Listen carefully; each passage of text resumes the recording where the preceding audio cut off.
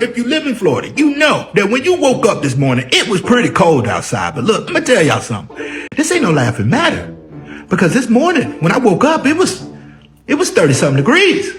Florida, one of the only places where you're going to get all the weather conditions happening simultaneously at one time. It feels like little baby, razor blades just, cutting you right across your cheek. This is a big deal, okay? Because we got tropical stuff here. So we got to coat plants now, all right? We got to bring our, outside animals inside. If you're visiting Florida in the next 2 weeks, all right, bring your coat, okay? Bring your coat. Bring your jacket. You're going to need it, all right? Don't do a sweater, all right? You're going to need a coat.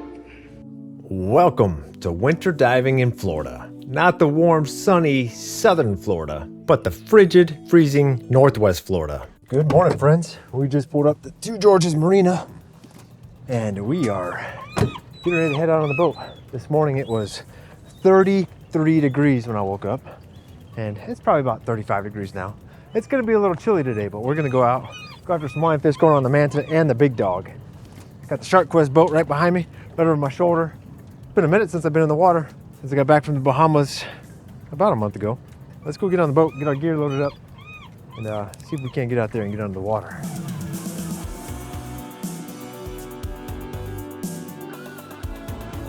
Ask it before you go overboard. There's enough experience, enough knowledge on this boat. We can fix just about any problem on this boat before you go overboard. There's very, very few things I can fix underwater. Well, welcome back to Below the Surface. And welcome back to the Deco Stop. If you're new here, I'm Rob, and I'm a pretty avid scuba diver. And I enjoy hunting lionfish and making videos for YouTube. I know, it's been a long time since you guys see me upload a video. I did just get back from the Bahamas, still working on that video for you guys. Now that I mention it, here's a quick little sneak peek at some of the shenanigans we got ourselves into. I'm king of the world! Gotta live a little bit.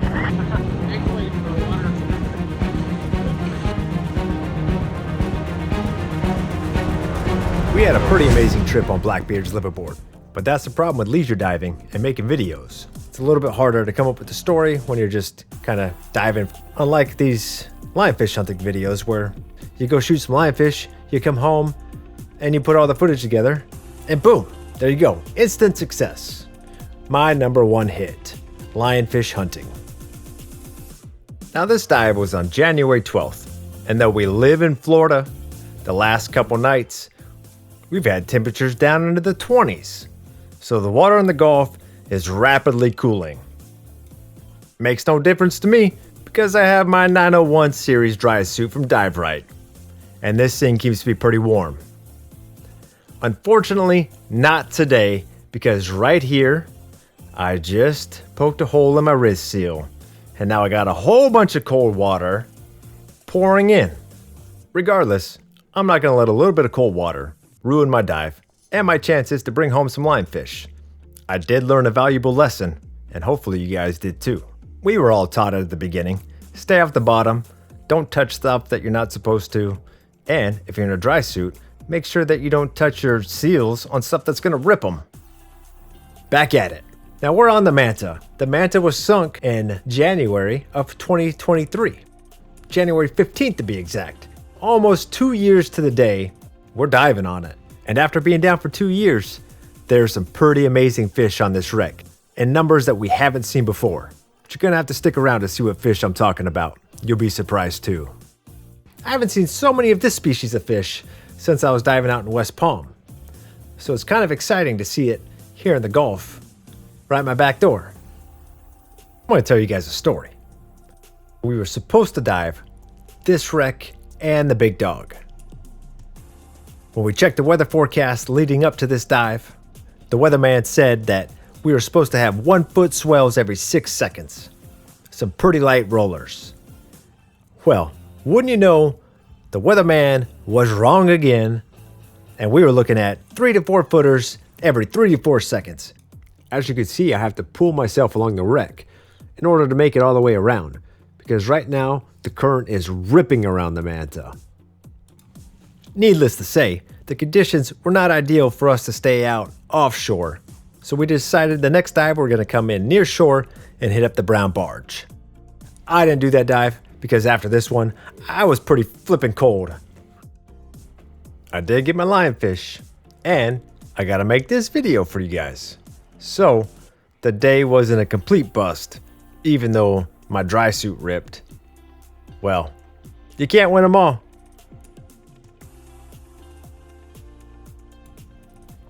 As I'm swimming along, I keep getting caught on a lot of fishing line. Over the last 2 years, there's been a lot of fishermen that have lost a lot of bait and tackle. So just be careful when you guys are down here scuba diving that you don't get entangled. Make sure you guys have a cutting device just in case you do find yourself all wrapped up in that fishing line. Now this section of the Manta is probably my favorite. This wide open swim through always holds a lot of fish, whether it's lionfish, red snapper, gag grouper, black grouper, and if you guys guessed right, the Goliath grouper. Being that it's January and we are just getting into our winter, that means that the Emerald Coast Open is right around the corner. As a matter of fact, registration is open now for the pre-tournament. The pre-tournament starts the 1st of February and runs all the way until the tournament in May. May 15th and 16th is the actual tournament dates, with the weigh-in and the prizes on that Sunday, the 17th. If you guys aren't familiar with the Emerald Coast Open, Google that real fast. Check out a few videos of that. Read some of the stories of all the prizes and all the lionfish that are harvested in that one weekend alone. I really hope to see you guys there. Look for the guy with the big beard. I'll be on Team Shark Quest. Stop by and say hi. Our goal this year is to knock out Deepwater Mafia and take over first place. If you guys are looking for zookeeper equipment, I'm going to leave you guys a code right here. Use this code, it's AD Outdoors, and you're going to save yourself 10% on zookeepers, pole spears, tips, apparel, shoot, everything. If they sell it on that site, when you go to checkout, put in my code, save yourself 10%. And I also get a little bit of kickback, so I definitely appreciate that. And you get yourself a good deal on zookeeper stuff. That's a win-win. Here's what I was talking about earlier. The Manta had at least 7 giant Goliath grouper.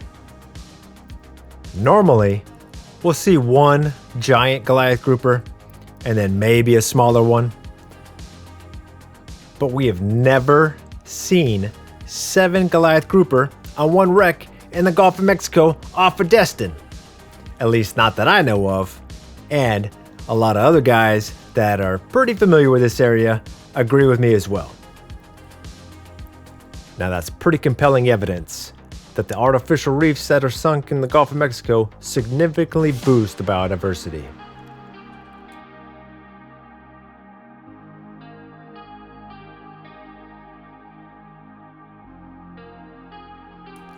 Lionfish have a mild, delicate flavor, often described as buttery and slightly sweet, with a firm yet flaky white flesh, similar texture to thin grouper or mahi-mahi. There's still a lot of misconceptions where people believe that lionfish are poisonous. So I'm going to take these ones home, I'm going to show you how I fillet them and how I cook them, and one of you guys gave me an excellent recipe on how to make fish tacos. But you're going to have to stick around to the end to see it, or, fast forward and get that recipe. This anchor back here had quite a few little tiny lionfish on it. With that Emerald Coast Open coming up right around the corner, you can't eat these little ones. So I'm gonna let them sit for a little bit, and then we'll come back and get them in a couple weeks.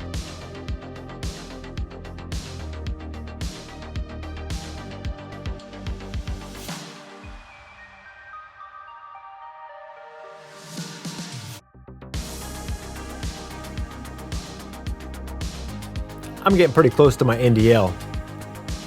Going down to 111 feet, going to the sand on 29%.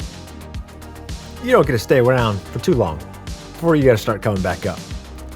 Now, speaking about that technical stuff, Chris and I are planning another technical dive in the very near future. Hopefully you guys come back to watch that video when it's made.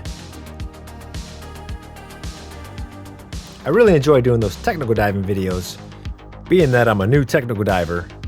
When I make the videos, I get a lot of feedback from you guys, and I definitely appreciate it, and I take all of them to heart. All of the suggestions, the comments, the tips, the tricks, all of it. It's all good stuff. And then when you guys start that dialogue in the comments, it gets other people commenting, and we all learn a little bit. In the world of diving, there's always something new to learn. None of us are perfect, so we develop a plan. We rehearse that plan, do our rock drills, and then when the time comes, we dive that plan. And then when we get done, we talk about what went right, what went wrong, and then we include that into our next plan.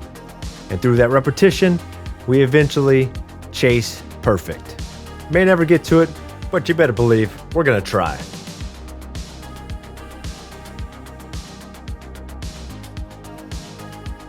See those bubbles? It was right then that I realized where my hole was at in my dry suit. I shouldn't be having bubbles coming out of that spot. And with that, I'm going up. All right, well, we are back on land, leaving Two Georges Marina. And as you guys will see from this video, that dry suit did not work out as planned today. It was great for the first 15 minutes or so until I caught a barnacle on the Manta, and it decided to put a nice little tear in my wrist seal and ended up completely soaking me out. Didn't even make the second dive, which wasn't a bad thing because the water was getting pretty bad out there. Conditions were rapidly deteriorating, and we decided to come in a little closer to shore for the second dive, and we're gonna take these lionfish. We're gonna do a little catch and cook for you guys. I got to improvise because my prep station is being used in the new greenhouse for a planting box or some seed thing or whatever. So I got a little rocking chair, got my Yeti cooler. We're gonna grab one of these lionfish. I'm gonna show you guys how I fillet them, since I know a lot of people are kind of afraid of lionfish because all the rumors about them being poisonous and venomous, and well, they're venomous, they're not poisonous. They do have a lot of spikes that you gotta pay attention to. These ones up on the back, there's 13 of them here. You have another one down here on pectoral fin, and then your anal fins, you got another one down there, and then that's it. There's nothing in this guy like a lot of people think. This just kind of flares out when they're in the water to attract other fish. They'll go up to other fish like this and kind of flail out their little fins, make it a nice presentable target. Up here they have some little spikes, but those aren't any they don't have venom or anything in there. Once they are dead, once you have them home, they don't have as much neurotoxin in their barbs because of course they're dead and they're not producing anymore, but there is still some remnants in the tips, as you can see there. If that focuses, that's what you want to avoid. But if you do get poked after they're dead while you're filleting them, it's not that big of a deal. It doesn't hurt as bad as if they were alive and they got you. So just keep that in mind. Now there's a couple different ways that you could do this. You could just do a straight fillet, or if you are still worried about the spines and the neurotoxins, you can just take scissors, cut those all the way off. If you have animals or dogs, or you walk around barefoot, make sure that they don't fall on the ground. Dispose of them because they will poke you in the foot. Your dogs will eat them, and it's probably a pretty big vet bill. Because like I said, it is a neurotoxin. It is venomous. It is going to sting a little bit. First cut, just like any other fish, I usually start from up here around the spine of the fish, come down, make that first cut, wrap them around, follow that spine down. Their skin is very thin, so if you have a skin puller, you can use that to pull the skin off once you start your fillet out. I'm gonna try to keep this chair from rocking and get to where you guys can see what I'm doing here. Hopefully it's not getting too dark because it is getting dark out here. just come in here, stay along the spine and the rib cage, pulling all that meat down with you as you cut.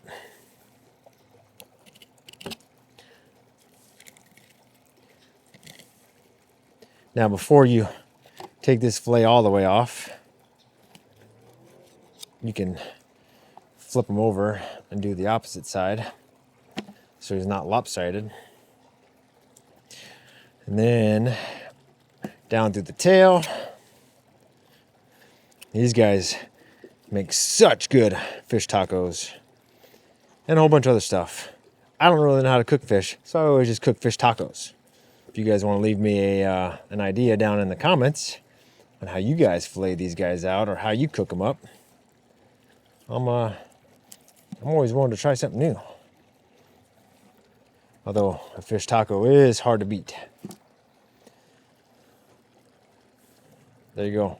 There's a fillet. Make your incision. Get that second fillet off.